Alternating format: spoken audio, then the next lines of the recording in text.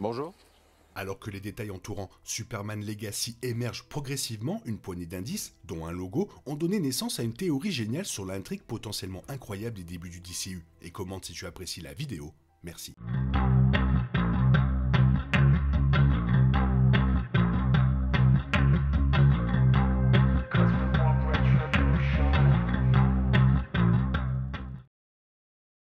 Alors que le film est sur le point de lancer le tout nouvel univers DC, la pression est forte pour que Superman Legacy propose quelque chose qui attirera le public dans une autre franchise cinématographique, comprenant cette fois un casting remanié de personnages DC. Avec James Gunn à la barre, l'univers cinématographique promet déjà de tenir ses promesses en mettant en lumière des personnages beaucoup plus obscurs, des intrigues inexplorées et une nouvelle vision d'un genre dangereusement répandu.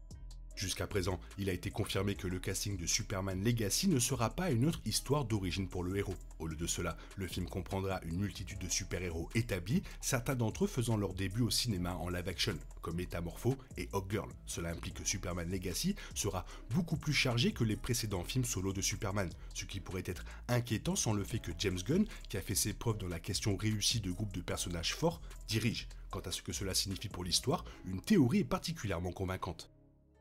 Il a été récemment révélé via l'historique Instagram de l'actrice de Hawkgirl Elizabeth Merkel que la production de Superman Legacy utilise un logo Superman particulier dans le film. Le logo en question, tel que représenté sur la plaque signalétique de Merkel lors d'une session de lecture de script, semble identique au logo S porté par Superman dans la série de bande dessinée Kingdom Come. Dans cette histoire, Superman prend sa retraite et laisse la porte ouverte aux anti-héros violents pour se déchaîner, avant de reprendre sa place de principal protecteur non mortel de la Terre. Ceci combiné aux nombreux super-héros rejoignant Superman, ça a conduit à cette théorie.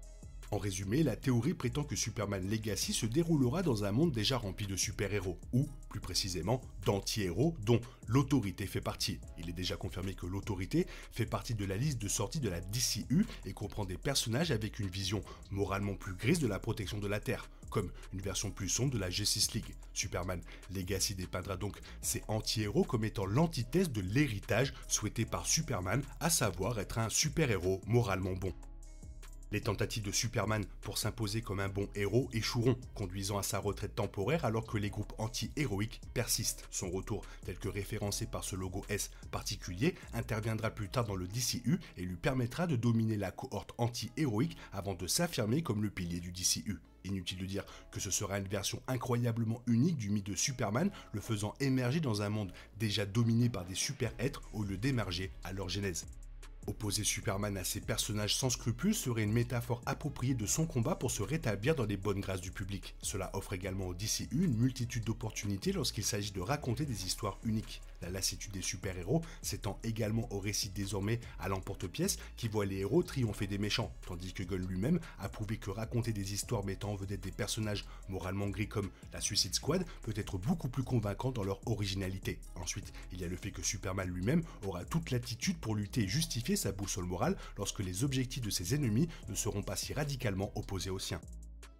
Avoir autant de héros établis apparaissant dans le premier film d'une franchise est décidément inhabituel pour le genre des super-héros et peut susciter des inquiétudes quant à la façon dont Superman Legacy pourrait devenir chargé en conséquence. Cependant, cette théorie explique parfaitement pourquoi avoir autant d'acteurs confirmés est nécessaire pour établir le fait que la DCU sera plus vécue que ce qui a été vu lors des débuts d'autres franchises cinématographiques. Cela joue sur le fait que les univers cinématographiques partagés, en particulier dans le genre des super-héros, ne sont plus des concepts flambant neufs et sont plus faciles à comprendre immédiatement pour le public.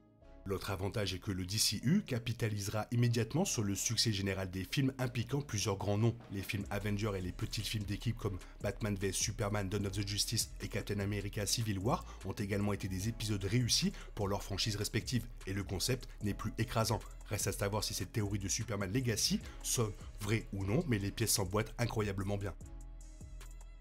Voilà, toi, qu'est-ce que tu en penses? Fais-moi part de ton avis dans la zone commentaire, sinon il est temps pour toi de reprendre le cours normal de ta vie. On se retrouve bientôt pour une nouvelle vidéo. Bisous, bisous, bye bye. Oh